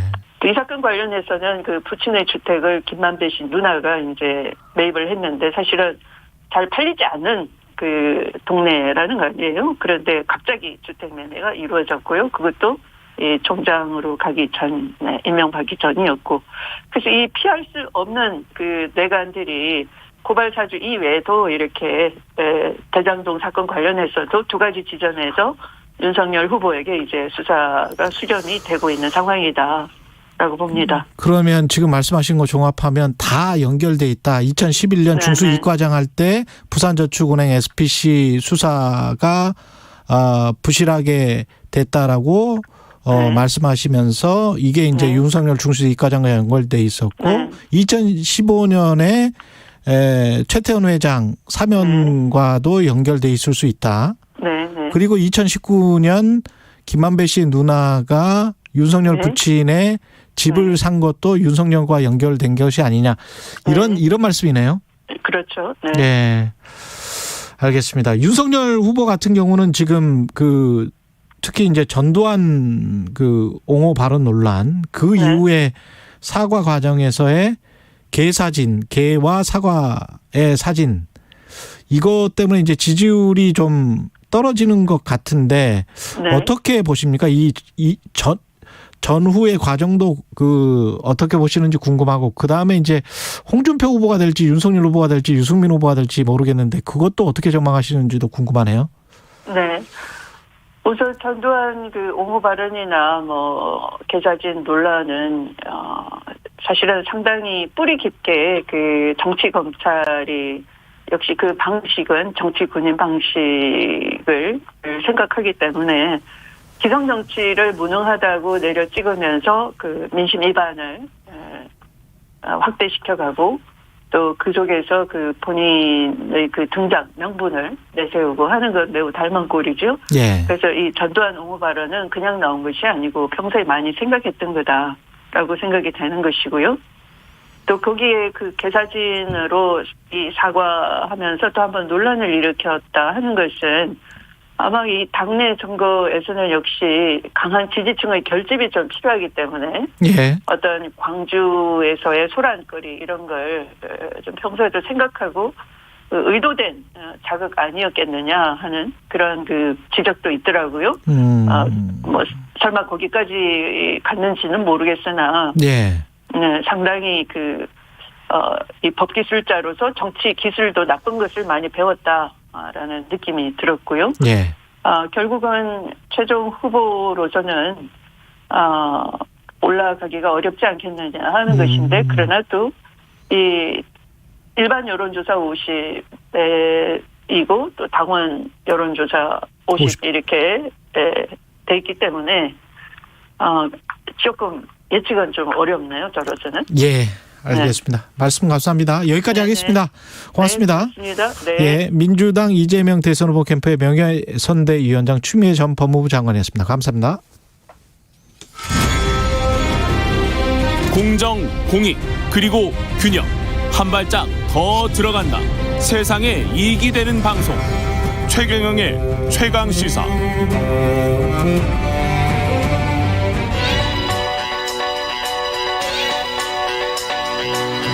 최강시사. 전민기의 눈. 네, 한국인사이트 연구소 전민기 팀장 나와 있습니다. 전민기의 눈 시간입니다. 안녕하세요. 네, 반갑습니다. 전민기입니다. 오늘은 군대 문화에 대한 국민들의 인식, 빅데이터로 알아보자. 네. 이 좀 과거 추이랑 비교를 해보는 것도 재밌기는 하겠습니다. 그렇습니다. 예. 그 어제 기준으로 지난 1년 언급량이 한 230만 건. 군대 이야기를 참 많이 하고 있어요. 그래서 우리는 이제 언론에서는 어떤 뭐 이슈나 사건 위주로 이제 이야기를 하는데 우리 국민들은 실생활 안에서 이 군대에 대한 이야기를 많이 하고 있다. 여자분들이 제일 싫어하는 게 군대에서 축구 차고 족구했고 뭐 이런 이야기 아닙니까? 그렇긴 한데요. 이따 이제 연관을 보시면 의외로 여성분들이 군대에 대한 이야기를 또 많이 하고 있다는 거예요. 아, 그래요? 예. 그래서 이제 언급량을 보니까 2015년에도 200만 건, 2018년에 311만 건. 이때 이제 그 군 복무기간 축소 이슈 때문에 좀 반짝 늘었을 뿐이고요. 한 10년 내내 1년에 200만 건 이상이 언급되는 인기 키워드 중에 하나입니다. 예. 무슨 이야기들 합니까? 연관어를 쭉 보면요. 뭐 이런 게 있어요. 그러니까 뭐 동생, 아들, 친구. 우리 주변에 이제 있는 사람들이 군대 갔을 때 이제 뭐 이런 이야기들이라든지 사진들. 그렇겠군요. 예, 그다음에 뭐 문제라든지 사건 이런 것들이 이제 중간에 조금씩 껴 있고요. 그렇죠. 네. 우리가 성폭력 사건도 있었고. 그렇죠. 예. 근데 이제 언론에서는 우리가 주로 이제 사건 위주로만 군대를 다루는데 보시면 뭐 나이나 편지라든지 뭐 개고생했다라든지 동기라든지 사실은 일반적인 키워드가 훨씬 많다라는 것입니다. 그러니까 감성적이네요. 예. 네. 그리고 이제 반응을 좀 살펴볼 텐데 긍부정 비율이 42.8대 51입니다. 팽팽하죠. 그러니까 그렇게 부정적이지 않네. 맞습니다. 그래서 뭐 힘들다, 뭐 괴롭히다, 뭐 범죄 이런 좋지 않은 말들도 있지만 잘 다녀오겠다. 좋다. 뭐 의외로 재밌다라는 것들도 있고요. 뭐 개선하다. 그러니까 많이 개선이 됐다는 거죠. 이런저런 이야기들이. 그리고 잘 먹다. 이런 키워드들도 있습니다. 군대 내에서. 예전보다는 뭐 잘 먹고 잘 생활하고 있다라는 반응들이 의외로 많다라는 걸 알 수가 있습니다. 군대에 가면은 밥이 맛있어지기는 합니다. 네. 맞아요. 저도 살쪄서 나왔으니까. 계속 뭐 훈련을 받다 보니까 과거랑 비교하면 어떻습니까? 군에 대한 인식이 많이 바뀌었어요. 왜냐하면 2014년만 하더라도 긍부정 비율이 28.3대 67이에요. 7년 전이네요. 그렇습니다. 그러니까 지금과 비교하면은 지금은 거의 비슷하고 그 긍정 비율은 한 14% 정도 이 당시가 낮고요. 부정 비율은 16% 높거든요. 근데 이때 가장 많이 언급된 단어 보시면은 폭행이라는 단어예요. 폭행. 그리고 힘들다, 범죄, 뭐 왕따, 위협, 후유증, 분노, 욕. 아까 소개해드린 감성어하고는 상당히 차이가 있어요. 이때 무슨 뭐 특별한 사건들이 있었던 건가요? 그때 사건들도 있었겠지만 군 자체에 대한 이제 뭐 폭행이나 이런 이슈들이 이때 좀 많았는데 이게 이제 많이 사라졌다라는 걸 알 수가 있고요. 그럼 2018년도엔 어땠나? 37.1대 56 긍부정 비율이. 꾸준히 올라오고 있는 게 사실이네. 있습니다. 이게 추세를 보면 확실해지네요. 그러면서 이제 폭행이란 단어가 굉장히 작아졌어요. 물론 차별이라는 단어가 있긴 합니다만 그 외에 이때 처음으로 뭐 재밌다라든지 편하다, 뭐 잘하고 오겠다라는 이런 단어들이 좀 올라오면서 확실히 뭐 7년 전 아마 이게 10년 전 15년 전 돌아가면 더 심했을 수도 있겠는데 인터넷이 없었던 시대나 휴대폰 스마트폰이 없었던 시대랑 비교를 할 수가 없으니까 그때는 그렇습니다. 빅데이터가 없으니까요. 그때랑 비교를 했었으면 아마 엄청 달랐을 겁니다. 그러니까 물론 약간의 아직 문제점들이 있긴 합니다만 그래도 군대 생활을 하고 있는 사람들 그 주변인들의 반응은 차츰차츰 좋아지고 있다라는 걸 볼 수가 있습니다. 이제 뭐 여러 가지 최근에 발생하는 사건이나 이런 것들만 좀 군대 내부에서 잘 정리가 되고 앞으로 이런 일이 발생하지 않는다라고 한다면 사실은 군에 대해서는 이제 우리가 그렇게 부정적인 인상은 아니구나. 우리의 예상에 비해서. 그러네요. 유튜브에서 김미양 님이 이런 말씀하셨네요. 전민기 팀장님 시사 프로에도 나오네요. 주로 뭐 사실은 코믹 프로 이런 프로에 많이 나오시죠? 아니 원래는 이제 시사나 뭐 문화 트렌드를 더 많이 하는데 그거는 이제 하나 하는데 한두 개 정도 하는데 그게 인기가 너무 좋죠. 예, 그렇습니다. 이게 원래 제 업이에요. 원래 업이고 최욱 씨가 버려놓은 겁니다. 전민기 팀장을 버려놓은 겁니다. 지금. 예, 황웅규님은 군대 가서 살 빼서 나왔는데 제대하고 원복되었음 이런. 군대 가서 살 빼서 이분은 좀 힘드시고 좀 훈련을 많이 했나 보네요. 네. 그게 이제 제 기억에 말랐던 사람은 살이 좀 찌고요.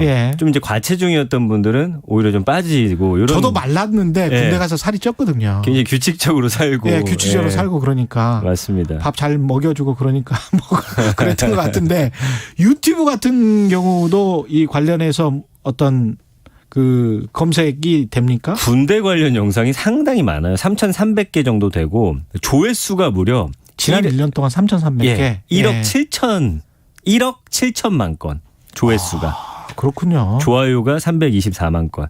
그래서 이제 유튜브 안에서는 이제 긍부정 비율이 21대 50인데 뭐 여기는 중립이라고 해가지고 뭐 웃기다 이런 키워드들이 있어서 그런데 어쨌든 반반이에요. 뭐 좋다, 재밌다, 웃기다, 뭐 잘하다, 뭐 이런 단어들이 나오고 그 감성어들도 쭉 보면은 이런 키워드인데 이 영상 중에서 인기가 많은 것들을 살펴봤더니 최근에 이제 그 넷플릭스의 DP 때문에 요 관련 영상 3개가 한 탑3, 탑10 안에 들어있고요.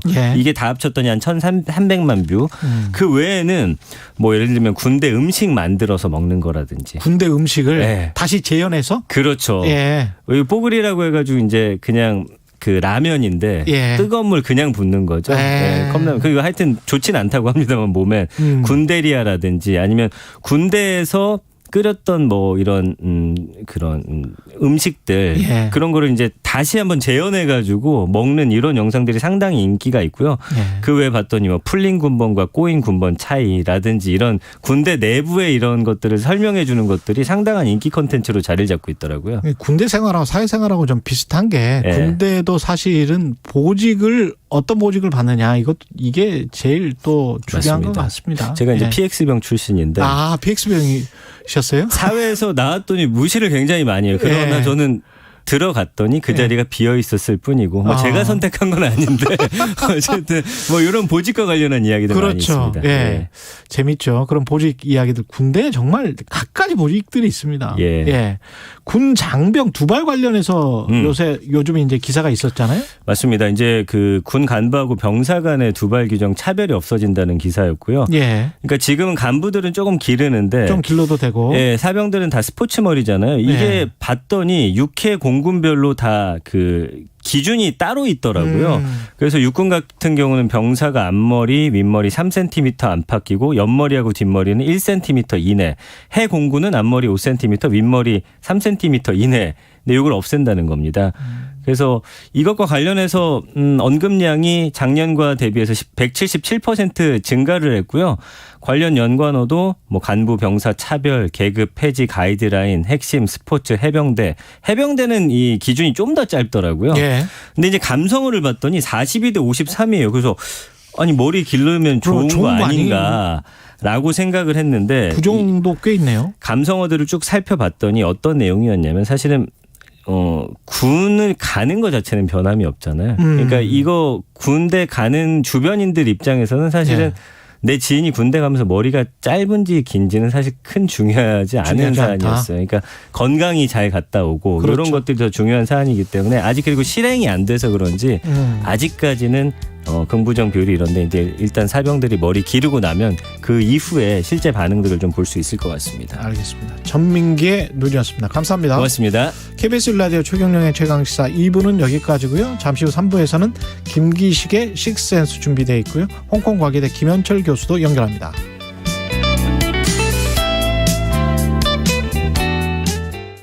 잠시 후 8시 반부터 일부 지역국에서는 해당 지역 방송을 보내드립니다. C'est une chanson qui nous ressemble. 낙엽은 떨어져도 여러분의 자산이 떨어지면 큰일 납니다. 오후 4시 5분 홍사원의 경제쇼는 오늘도 최선을 다해 좋은 정보만 전해드리겠습니다. Les deux ensemble. 깬다. 확 깬다. 주진우 라이브는 시사 프로그램의 한계를 확 깬다. 깨는 시사, 깨어있는 시사. 매일 오후 5시 5분 KBS 1라디오 주진우 라이브. 지금 시각은 8시 30분입니다. KBS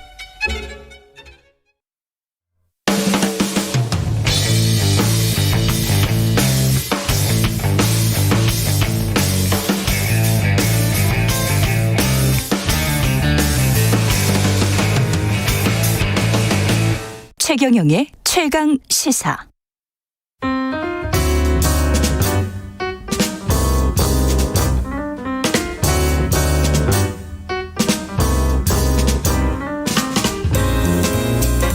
네, 더 나은 미래를 위해서 오늘의 정책을 고민합니다. 김기식의 정책 이야기 식센스. 김기식 더 미래연구소 소장 나와 계십니다. 안녕하세요. 예, 안녕하세요. 예.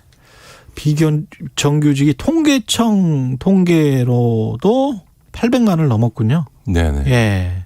통계청 통계면 노동연구원이나 이쪽 통계로는 더 나왔을 것 같은데. 예. 그 비정규직이 이렇게 되니까 왜 안 줄어드냐. 예. 뭐 비정규직 줄인다 이런 얘기 많이 하는데 예.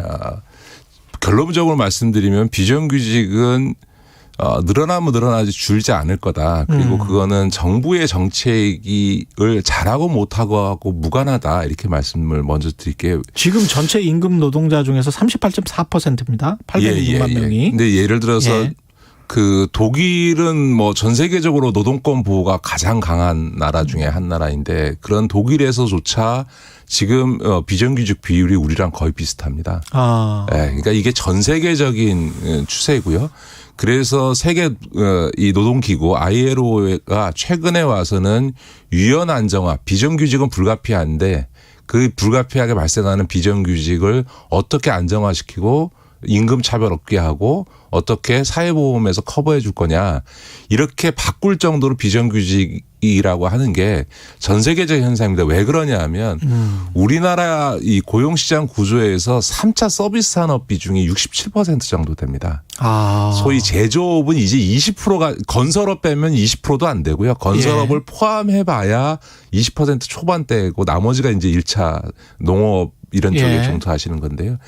이 3차 서비스 산업이라고 하는 거는 기본적으로 뭐 자영업 이런 거 떠올리시면 되고 소기업 이렇게 생각하시면 되는데 창업 폐업이 빈번하게 발생하고 노동시장의 진출입이 워낙 광범위하게 이루어집니다. 그러니까 무슨 예를 들어 어느 식당 가보시면 서빙하시는 분이 평생 그 직장에 그 식당에서 서빙하시는 분은 없잖아요. 1년, 2년 지나면 다 바뀌고 이런 거고.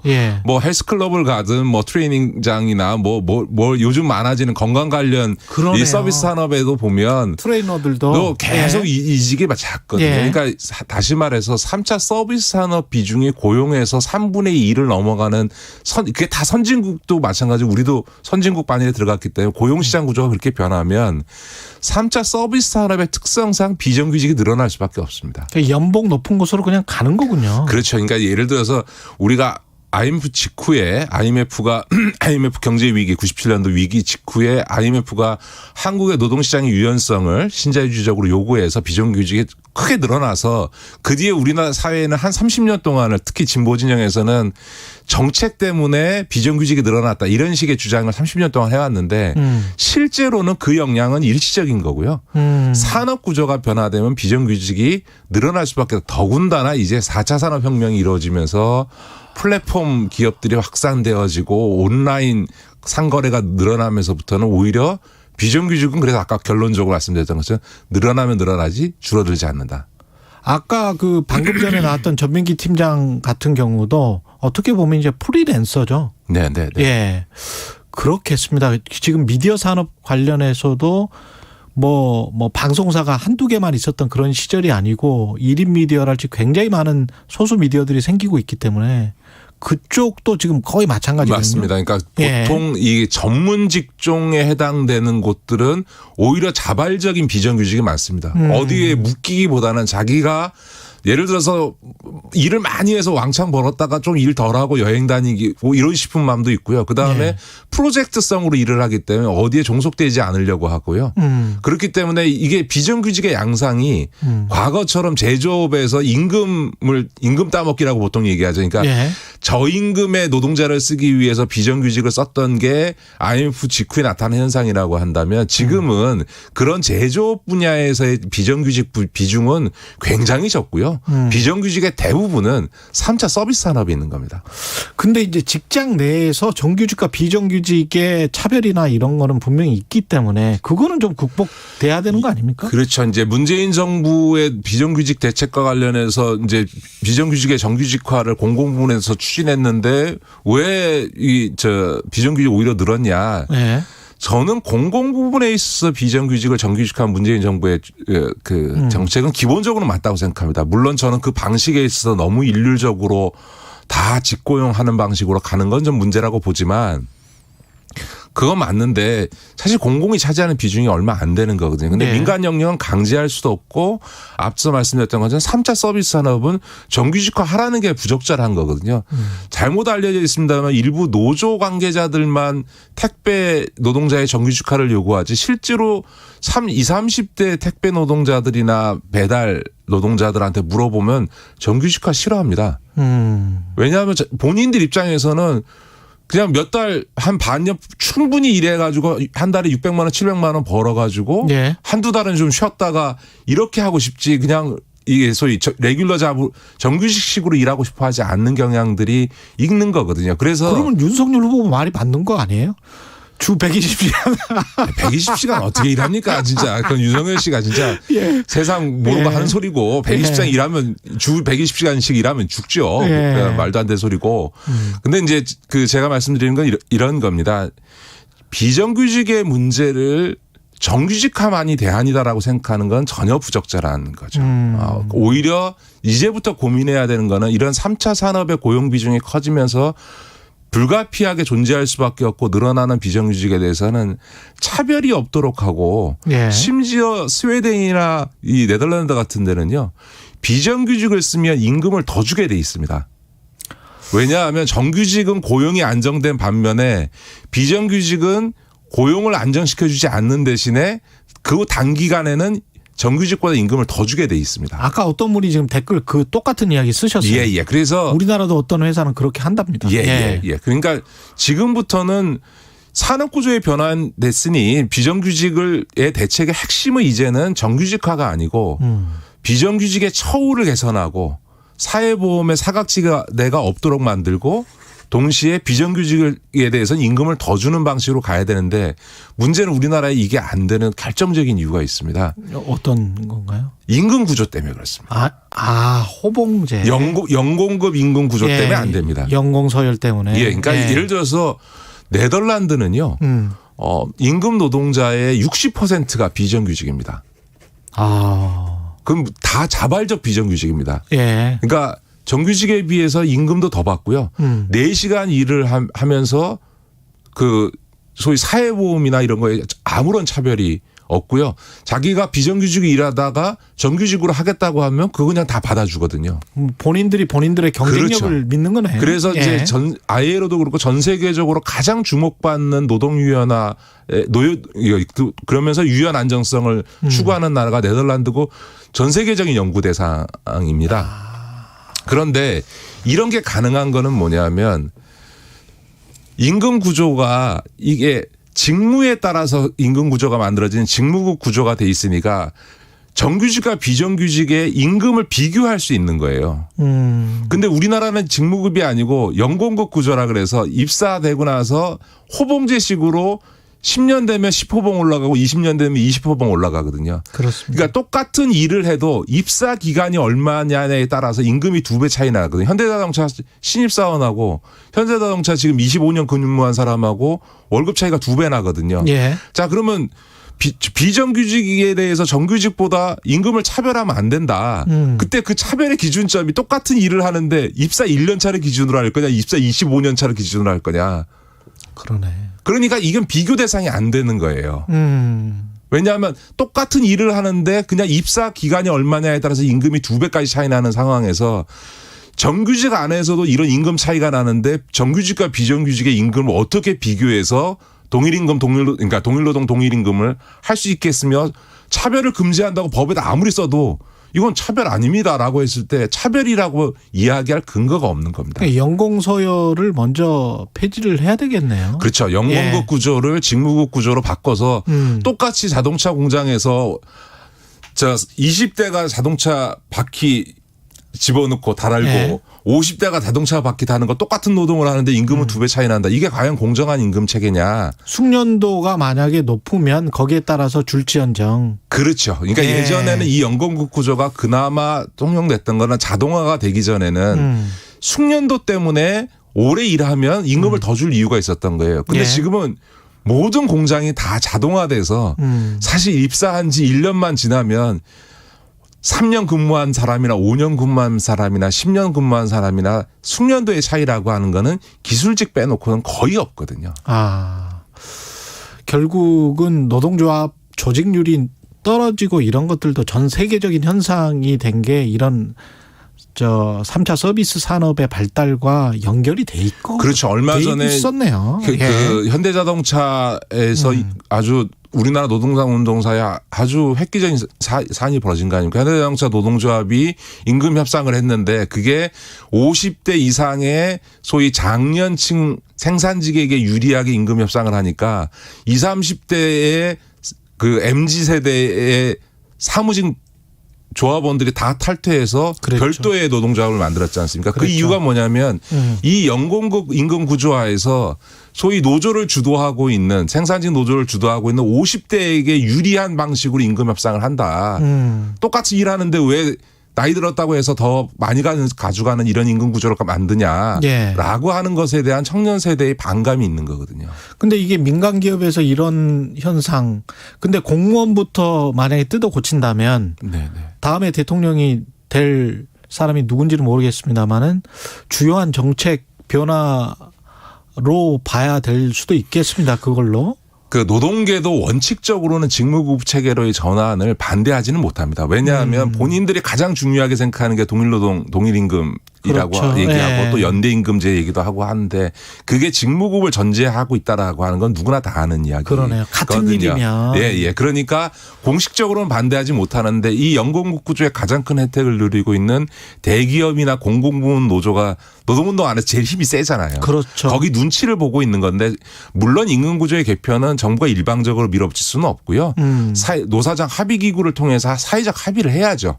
다만 이거는 이제 본격적으로 차기 정부는 의제로 올려서 사실은 이 연공국 구조라는 게 일본에서 연유한 겁니다. 그래서 전 세계에서 일본하고 우리나라만 이 연공국 구조를 하고 있었는데 문제는 그 원조였던 일본이 2015년 전후에서 연공국 구조를 폐지하고 다 직무국으로 넘어갔습니다. 그러니까 이제 지금은 우리가 일본에서 따라 배웠는데 그러네요. 일본은 바뀌고 전 세계에서 우리나라만 연공국 구조를 하고 있는 거거든요. 그러니까 진짜 이거 어떻게 보면 구시대 일제시대 잔재물입니다. 이게.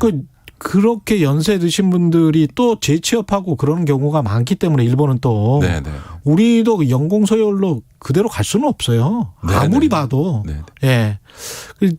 거기에 맞게 또 돈을 받으려면 자기 개발을 하는 수밖에 없고 재트레이닝 재교육 같은 거를 기업에서 좀 열어준다든가 그런 거는 가능하겠죠.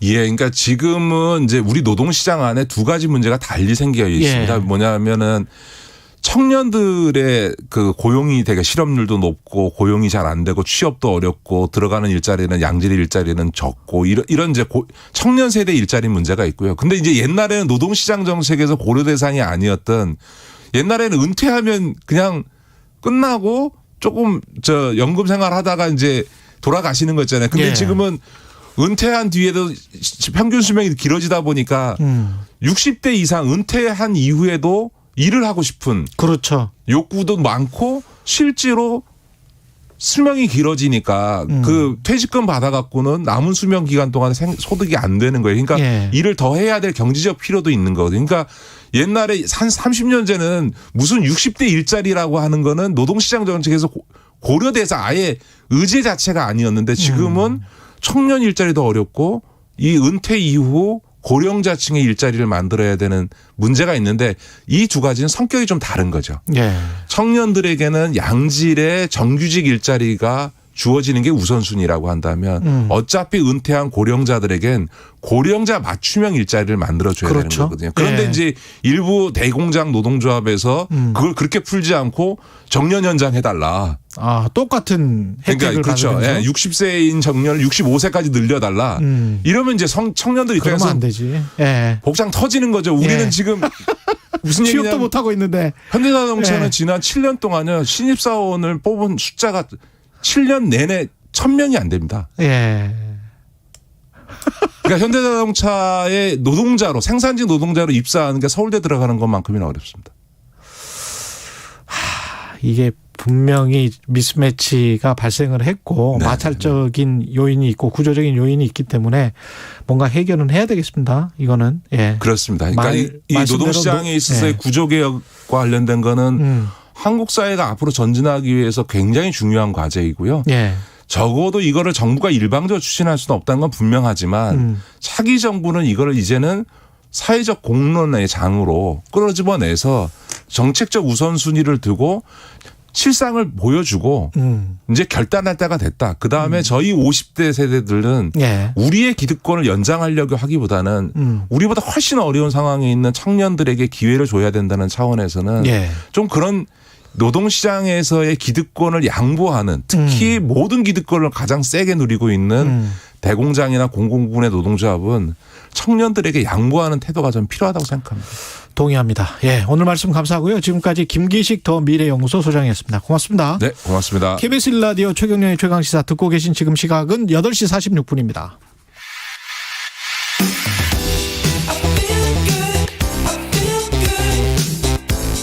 세상에 이익이 되는 방송 최경영의 최강시사. 네, 위드 코로나 일상 눈앞에 두고 있는 지금인데요. 여전히 걱정되지만 반갑죠.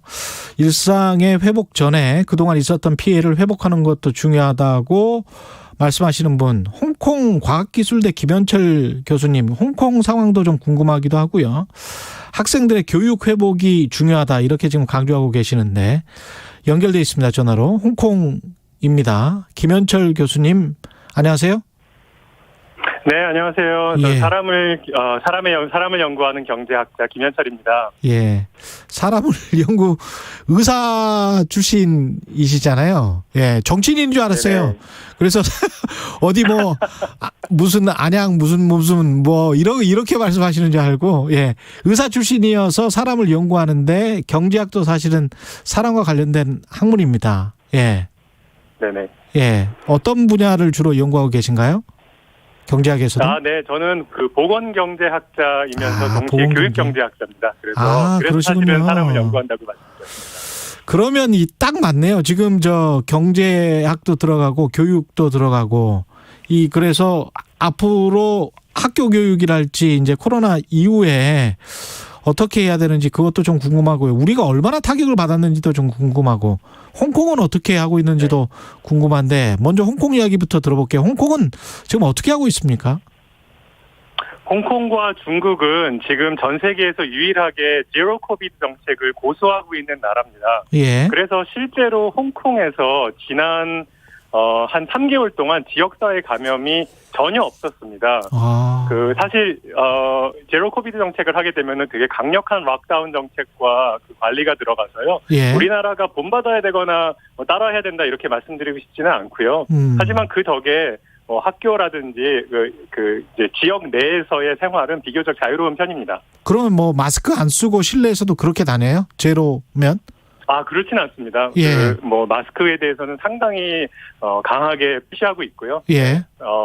하지만 이렇게 바를 간다든지 아니면은 식당을 간다든지 하는 거는 비교적 자유롭다 이렇게 말씀드립니다. 그다음에 영업 제한이나 이런 것들도 없고. 없지는 않고요. 있습니까?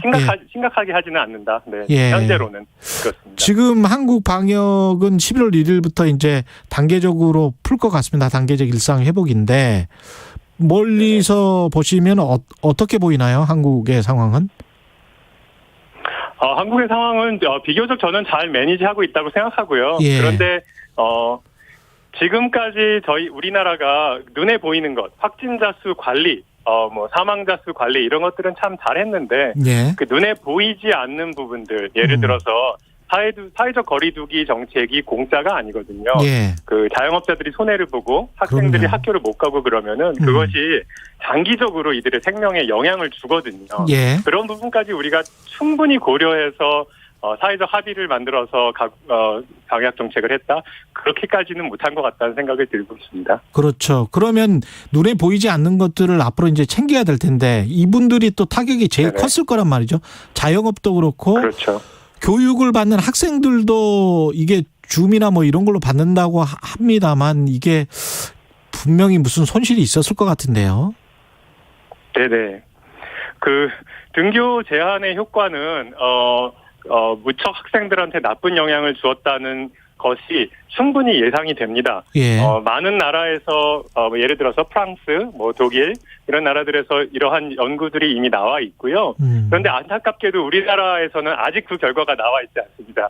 제가 조만간 발표 준비하고 있는데요, 연구하고 있는데요. 예. 알려드릴 수 있는 기회가 있었으면 좋겠고요. 우리나라를 대상으로. 예. 네, 그렇습니다. 우리나라 대상으로 한 연구 진행하고 있고요. 그런데 안타깝게도 등교 제한은 이미 코로나 예방 효과가 없다는 것이 여러 연구를 통해서 증명이 되었습니다. 왜 그런가 하면은 학생들이 학교에 가지 않는다고 해서 집에만 가만히 있으면은 아마 줄어들 테지만 학생들이 학교 대신에 친구 집에도 가고 놀이터에도 가고 학원에도 가고 이렇게 하기 때문에 방역 효과가 거의 없다. 사실상 아예 없다라는 것이 많은 연구들의 결과입니다. 마찬가지군요. 그러니까. 방역 지침 내가 되게 안타깝습니다. 참. 그래서 방역 지침을 준수하는 학교가 오히려 아이들한테 안전한 곳이고 학교를 보내지 않으면은 아이들이 입는 피해는 막심할 것이라는 것이 많은 연구자들이 이야기하고 있는 것입니다. 학생들이 어떤 피해를 입게 되나요? 단순히 지적 수준이랄지 배울 때 제대로 못 배운다 이겁니까? 아니면 다른 교육적으로 봤을 때는 다른 어떤 손실도 있습니까? 네, 제가 예언 하나 하고 싶은데요. 10년 뒤, 20년 뒤에 지금 코로나로 인해서 인류가 입은 가장 큰 피해가 교육 손실이라고 말하게 될 날이 올 것인데요. 왜 그러냐 하면요. 교육의 효과가 크게 두 가지로 나눠볼 수가 있습니다. 지식을 늘려주는 인지 능력을 향상시키는 방면하고요. 예. 그다음에 비인지 능력, 그러니까 사회성, 인내심, 소통 능력 이런 것들을 올리는 효과가 있습니다. 프랑스와 이탈리아의 연구를 결과들을 보면요. 등교 제한을 하면은 하고서 온라인 수업을 하면은 등교 제한으로 엄청 아이들이 손해를 보지만 인지 능력에 손해를 보지만 한 온라인 수업으로 한 20-30% 정도 따라잡습니다. 예. 비인지 능력의 경우에는 상당히 손실을 입는데 전혀 습득이 안 됩니다. 온라인 교육으로. 그런데 능력. 이게 비인지 능력과 인지 능력이 결국은 아이들의 나중에 임금과 생명에도 영향을 주거든요. 임금과 생명에 영향을 준다? 예. 네. 그렇습니다. 미국 연구에 의하면은 1년 더 교육을 받으면은 수명이 1.7년 정도 더 증가합니다. 제가 한번 예전에 계산을 해보니까요. 우리나라 초중고등학생이 546만 명이거든요. 예. 이거로 인해서 전체적인 생명 손실이 182만 인년이에요. 그러니까 우리나라 여생이 한 70대 정도 남은 고위험군 분들이 12만 명이 사망하는 것과 동일한 효과다. 이렇게 계산한 적도 있었습니다. 아까 비인지 능력이 훨씬 더 많이 떨어진다라고 말씀하셨는데 비인지 능력이 구체적으로 뭔지 좀 청취자들께 소개해 주시죠. 네. 잠깐 말씀드렸었는데요. 예. 사회성, 인내심, 소통 능력. 그러니까 공부 잘하는 거 말고 사회가 우리가 사회를 살아가면서 제 애가 괜찮네. 회사 생활 잘 적응하네. 이런 것들이 학교에서 배워지는 것들이거든요. 학교가 그것들을 더 키워주고요. 그런데 이게 온라인 수업으로는 커버가 안 된다는 것을 말씀드릴 수 있을 것 같습니다. 그러면 교수님 생각은 그러니까 방역 지침을 잘 지켜서 학교에 나갔어야 했다. 빨리 이런 말씀이시네요. 네, 뭐 사실 그런 건데요. 2020년 경우에는 우리가 이 질환이 얼마나 무서운 질환인지 그리고 아이들한테 어떤 영향을 미치는지 정확하게 잘 몰랐거든요. 예. 그래서 학교를 닫는 것에 대해서는 저희 충분히 이해하고 맞는 정책이었다고 생각합니다. 그런데 2021년으로 들어왔을 때는 이미 이러한 연구 결과들이 2020년 말에 막 나왔거든요. 예. 우리가 좀 그런 것들을 빨리 받아들이고 학교를 충분히 많이 열었으면 좋았지 않았을까 이렇게 생각합니다. 그러면 앞으로 코로나 확진자 숫자가 많이 뭐 증가될 수도 있지 않습니까? 일상 단계로 회복을 하면 그러면 그런 상황에서 우리가 네네. 겁먹지 말고 계속 학교는 계속 열어야 된다. 이런 생각이시군요. 네, 맞습니다. 학교를 연다고 해서 코로나 감염이 줄지 않는다는 사실도 좀 기억해 주셨으면 좋겠습니다. 예, 그것도 이미 입증이 됐기 때문에 유튜브에서 김현수님이 이런 질문을 하셨네요. 근데 앞으로 원격 교육이 대세가 될 것 같은데요. 이건 어떻게 생각하세요? 앞으로 원격 교육이 많이 늘어날 것이고요. 예. 제가 그 온라인 교육이 사회성 발달이라든지 학업에 미치는 영향이 아직은 적지 않다라고 말씀드린 것이 영원히 뭐 소용이 없을 것이다 이렇게 말씀드리지는 않습니다. 예. 지금 현재의 기술력으로는 아직은 많이 부족하다. 그러나 미래에 뭐 메타버스가 생기고 뭐 이러면은 어떻게 될지는 저도 잘 모르겠습니다. 아마 예. 훨씬 더 좋은 효과가 있을 것이라 기대합니다.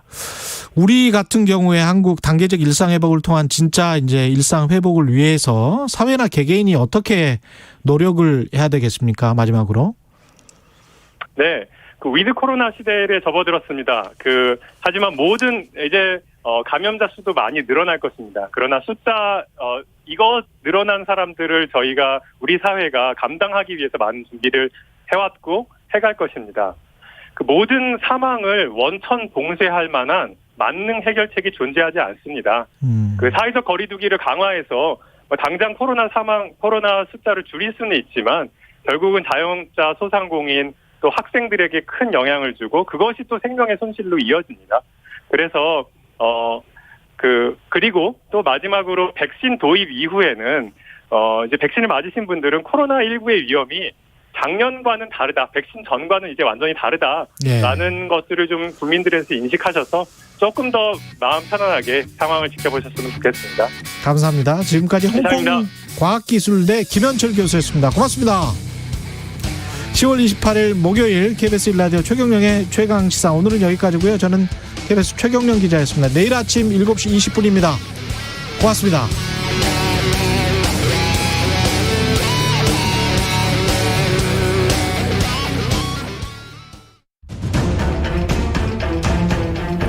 현재 수도권에서는